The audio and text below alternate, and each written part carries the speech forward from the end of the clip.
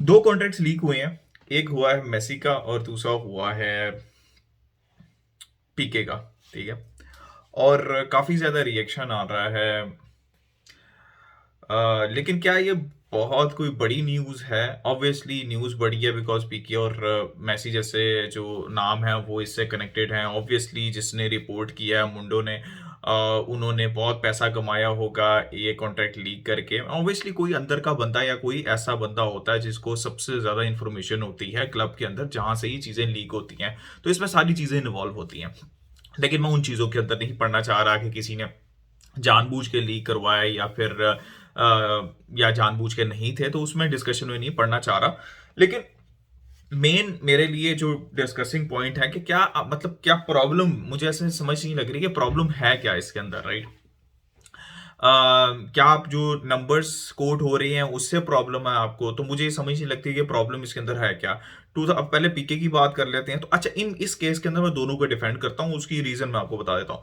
2018 का बात कर लेते हैं तो PK was most probably our most important defender, जो एक ऐसा प्लेयर था जो कि सबसे पहले टीम शीट के ऊपर होता था अलॉन्ग विद मैसी, या फिर एक दो प्लेयर्स को आप और इंक्लूड कर लें। तो एंड ही वाज लाइक अभी अर्ली अपनी थर्टीज के अंदर था, या अभी वो टचिंग 30, आई थिंक अर्ली 30 के अंदर था, 30-31 का होगा वो। तो कॉन्ट्रैक्ट एक्सटेंशन आई है, और दुनिया का कोई भी प्लेयर होगा, ठीक है, कोई भी प्लेयर होगा उसको पता होगा, और हर जगह ऐसा होता है, हर टीम में हर प्लेयर ऐसा करता है। जब वो 29-30 का होता है और उसको कॉन्ट्रैक्ट एक्सटेंड करना होता है, तो दो चीजें प्लेयर के परस्पेक्टिव से वो ढूंढ रहा होता है। उसको पता है कि उसका आखिरी कॉन्ट्रैक्ट है और सबसे ज्यादा उसको वेजेस चाहिए, जितनी वो निकाल सकता है उतनी वेजेस निकालने, और उसको लंबा कॉन्ट्रैक्ट चाहिए, ठीक है। तो इसमें प्लेयर के परस्पेक्टिव से तो कोई प्रॉब्लम नहीं है। उसने वो ट्राई किया, उसकी जगह पीके की जगह कोई भी और प्लेयर होता, रामोस होता, कोई भी होता उस पोजीशन के अंदर, तो वो डिमांड करता सबसे बड़ा कॉन्ट्रैक्ट, सबसे अच्छा कॉन्ट्रैक्ट और सबसे प्रोलॉन्ग्ड कॉन्ट्रैक्ट वो डिमांड करता। तो प्लेयर का कोई प्रॉब्लम मेरी नजर में तो कोई नहीं है। प्लेयर ने तो डिमांड करना है भाई। उससे कम परफॉर्मेंस देने वाले प्लेयर्स जो हैं, वो जिन्होंने एक एक साल परफॉर्मेंस दी होती है और उनके कॉन्ट्रैक्ट एक्सपायर हो रहे होते हैं, और मैं नाम नहीं लेना चाहता, आई थिंक सबको पता है, और बहुत ज्यादा ढेरों एग्जाम्पल पड़ी हुई है, यहाँ पे जाके आप देख लें कि वो इतने बड़े बड़े नंबर जो है वो डिमांड कर रहे होते हैं। तो पीके तो यार ही वाज अ लेजेंड। आप जो मर्जी अभी इस टाइम उसको क्रिटिसाइज करें, चूंकि मैं भी करता हूँ उसकी परफॉर्मेंस के ऊपर, और वो बात की बात है, वो अभी मैं डिस्कस करता हूँ। लेकिन आप उस पॉइंट के ऊपर 2018 के ऊपर प्लेयर को तो आप ब्लेम नहीं ना कर सकते, जब आपको नजर भी आ रहा है कि हर कुत्ते बिल्ले को जो है वो कॉन्ट्रैक्ट मिल रहे हैं अपनी अपनी मर्जी के, इतने बड़े बड़े बम्पर कॉन्ट्रैक्ट मिल रहे हैं with in the club. Outside the club तो एक अलग डिस्कशन होती है ना, विद इन द क्लब मिल रहे हैं। तो फिर पीके जो उसने किया है क्लब के लिए, तो वो क्यों नहीं डिमांड करेगा प्लेयर के परस्पेक्टिव से? Same for Leo Messi as well, ठीक है। Messi one of the best player, may be still is one of the best players in the world, और उस टाइम के ऊपर 2020 के अंदर वाई, अगर उसको कॉन्ट्रैक्ट एक्सटेंड करना है तो why he will not demand those numbers, right? Messi और रोनाल्डो का पूरा हक है। मतलब बाकी प्लेयर्स के ऊपर भी मैं डिस्कशन कर सकता हूँ, जैसे मैंने कहा कि इस एज के अंदर हर प्लेयर का हक होता है कि वो डिमांड करे, उसकी अपनी डिमांड हो, राइट? तो मेसी और रोनाल्डो जैसे प्लेयर्स का तो पूरा हक है कि वो अपनी मर्जी के नंबर्स या अपनी मर्जी की डिमांड्स जो हैं वो बताएं क्लब्स को। और मुझे समझ नहीं लगती कि इसके अंदर प्रॉब्लम क्या है। उसने रिलीज जो क्लॉज है वो कम रखने की, मतलब जीरो रखने की कोशिश की ऑलमोस्ट। उसमें भी क्या प्रॉब्लम, उसको पता है कि ट्रस्ट एक रिलेशनशिप नहीं था बार्टोमेओ के साथ, और he wanted to see you, जो कि बहुत ज्यादा डॉक्यूमेंटेड है कि अगर एक स्पोर्टिंग प्रोजेक्ट नहीं दिखेगा तो he see himself out of the club, क्योंकि वो ऑलरेडी 2-3 साल 2020 तक 2-3 साल से टीम को कैरी कर रहा था सिंगल हैंडेडली। 2019 का जो सीजन था वो बहुत बड़ी एग्जांपल थी। तो फिर मेरा वही क्वेश्चन है कि इसके अंदर प्रॉब्लम क्या है, कि अगर वो ट्रस्ट नहीं करता था बार्टोमेओ को, जो भी उसने चीजें की या मैनेजमेंट को, तो ये रिलीज क्लॉज निकाल बीच में रखने में कोई क्लॉज नहीं है, बिकॉज वो मतलब उसको डिटर्मिनेशन टू विन समथिंग। अगर उसको यहाँ पे प्रोजेक्ट नहीं मिल रहा तो उसको कहीं और जाना था। जैसे सिटी का बीच में केस आया था और वो जा नहीं सका था, वो ब्यूरो फैक्स और वो सारी चीजें थी। तो गाइज, प्लेयर के पर्सपेक्टिव से क्या आप उसको ब्लेम कर सकते हैं, स्पेशली अगर वो पीके और मेसी हो, कि वो अपने आखिरी कॉन्ट्रैक्ट जो है वो इस तरह के डिमांड कर रहे हो? तो प्लेयर का प्रॉब्लम नहीं है, प्रॉब्लम है यहाँ पे मैनेजमेंट का और बार्टोमेओ का।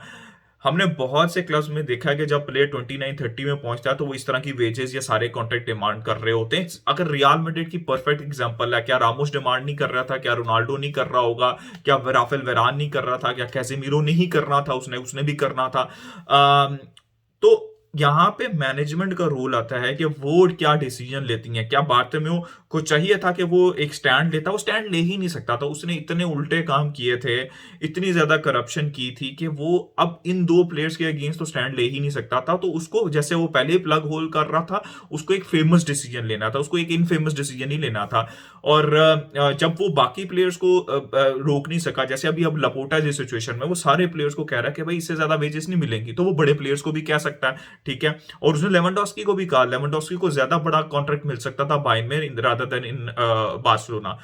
तो ये पॉइंट है। तो जब जब सब कुछ ही गलत चल रहा है, तो बार्टोमेउ इस पोजीशन में था ही नहीं कि वो इस तरह के डिमांड्स कर सके और इस तरह के इनफेमस डिसीजन ले सके जो कि बाकी क्लब्स में लिए जाते हैं। तो यहाँ पे अगर आपने किसी को ब्लेम करना है तो आप बार्टोमेउ को ब्लेम करें कि भाई उसको उसको अपनी अथॉरिटी शो करनी चाहिए थी, कि आप उसको अपनी मैनेजमेंट शो करनी चाहिए जो कि अक्रॉस द क्लब वर्क करती ना, रादर देन सिर्फ मेसी और पीके पे। लेकिन उसने वो भी नहीं की। तो अगर आपने किसी को ब्लेम करना है तो रादर देन प्लेयर्स, इस तरह के कॉन्ट्रैक्ट भाई हर प्लेयर के होते हैं। जो छोटी छोटी डिटेल्स बताई जा रही है ना, ये इस तरह के डिटेल्स जो होती हैं वो हर प्लेयर के कॉन्ट्रैक्ट में होती हैं, बिकॉज उनको चाहिए, सब कुछ लग्जरीज चाहिए।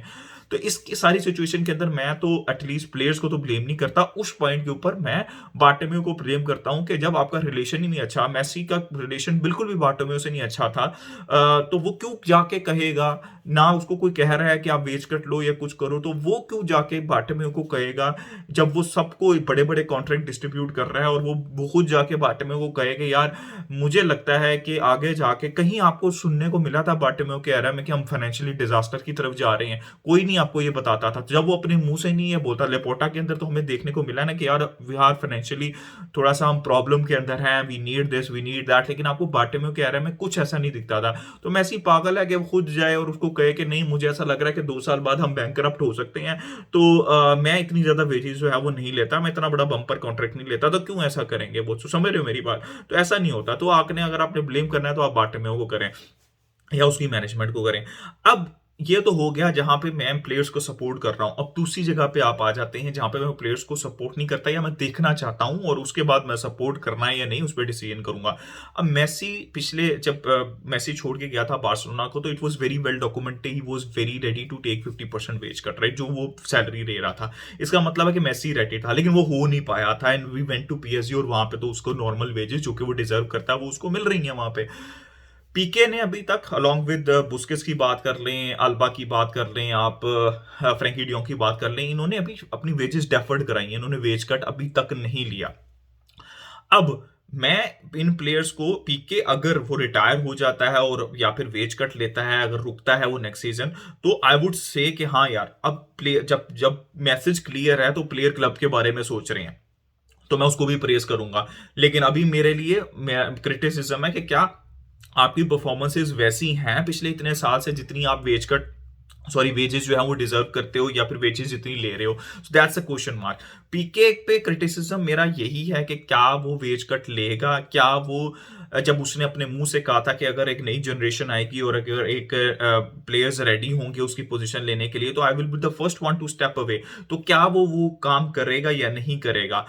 तो ये इस सीजन के एंड पे देखना है। पिछले सीजन में उसको जज नहीं कर सकता बिकॉज शावी आया था, उसकी परफॉर्मेंसेज अच्छी थी, और प्लेयर्स हमने क्रिस्टनसन था, ना कुंडे था, ठीक है, एरी गार्सिया का पहला सीजन था, तो बाकी सारे प्लेयर्स जो थे वो रेडी नहीं थे या आए नहीं हुए थे टू रिप्लेस पीके, लेकिन अब वो हो चुका। तो इस सीजन के एंड पे मुझे देखना है कि पीके कैसा डिसीजन लेता है, तो उसके ऊपर मैं उसको क्रिटिसाइज कर सकता हूं या मैं उसको प्रेज कर सकता हूं। व्हाट आई एम एक्सपेक्टिंग कि वो वेज कट ले, ठीक है, या फिर वो रिटायरमेंट ले, अगर जैसे जो उसने स्टेटमेंट दी थी। अब मेसी के केस के अंदर it is very well document कि वो 50% in the right circumstances wage cut लेने के लिए तैयार था, लेकिन वो नहीं हो पाया।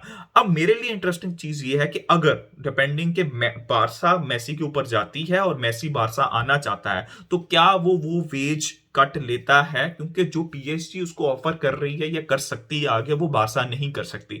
तो that would be my interesting, that would be something interesting for me to see, अगर मेसी वेज कट नहीं लेता और बारसा चाहती है और वो आना भी चाहता है और वो बारसा जा भी रही है उसके ऊपर, तो फिर आई वुड क्वेश्चन मतलब क्रिटिसाइज नहीं करूंगा, आई वुड क्वेश्चन हिम के यार शायद फिर उस टाइम के ऊपर भी उसने नहीं सोचा, इस टाइम के ऊपर भी वो नहीं सोच रहा। तो गाइस बात पॉइंट यही है कि जो पिछला हुआ था 2018 और 2020 में, उसमें आप प्लेयर्स को ब्लेम ना करें, उनके कॉन्ट्रैक्ट्स, बम्पर कॉन्ट्रैक्ट्स को ब्लेम ना करें, आप मैनेजमेंट को ब्लेम करें। हाँ, अब अगर कुछ ऐसा होता है जहां पे मैसेज बहुत क्लियर है कि फाइनेंशियल सिचुएशन क्या है, और फिर भी ऐसा होता है, तो फिर आप प्लेयर्स को ब्लेम करें eventually. So this how it is. ये मेरा ओपिनियन था सारी सिचुएशन को लेके। मेरे ख्याल में इतनी कोई बड़ी बात नहीं है जितनी बड़ी बात ये बना दी गई है। ऐसे कॉन्ट्रैक्ट्स होते हैं फुटबॉल के अंदर और लीक नहीं होने चाहिए, विच इज़ वेरी अनफॉर्चुनेट। 2012 या मतलब आपको पता है न्यूज़ चैनल जो है वो पैसों के लिए, व्यूज़ के लिए कुछ भी करते हैं, तो ये this is how it is. ये मेरा ओपिनियन था। आप अपना ओपिनियन दें कमेंट सेक्शन में, लाइक करें, सब्सक्राइब करें, शेयर करें। Keep enjoying football. Until next time, it's a goodbye from me.